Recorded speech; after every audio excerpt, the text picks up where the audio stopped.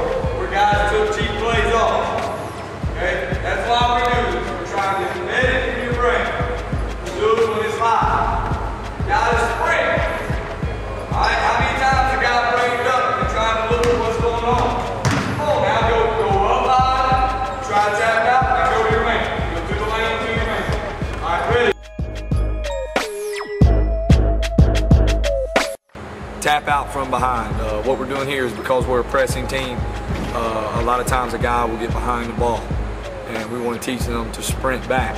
And we don't just sprint back to the lane or to our man. What we teach is sprint to the ball, and we're teaching them to tap out from behind. We don't want to foul, so we don't let them slap down. We teach them to slap up, and that's what this drill is for. Of course, if they didn't get it, they then would go to the lane, talk, close out. But just for this sake drill, we're teaching them to tap out from behind.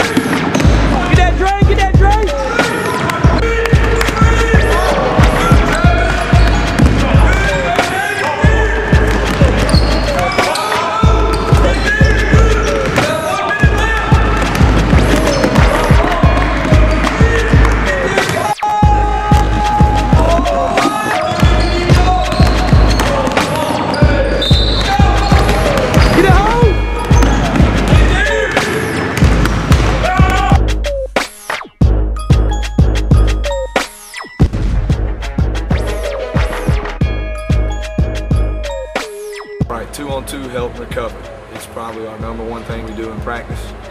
When we do 2-on-2 help recover, what we're working on is guarding the ball, putting heavy ball pressure on it, while the man away from the ball staying in gap defense, which means he's going to be pushed up with his lead foot facing the ball and his lap facing his man, never losing that relationship between the two. And what we do is we jab, which means he's back and forth almost like a boxer would be when a boxer's going to punch. He's kind of doing that jab back and forth, hopefully deterring the ball from getting deep into him. And while we're doing that, if they do come full speed in it, the only time you open up is which means your toes are facing the ball now, would be if you're going to take the charge. The rest of the time you jab, and then you close out on the ball.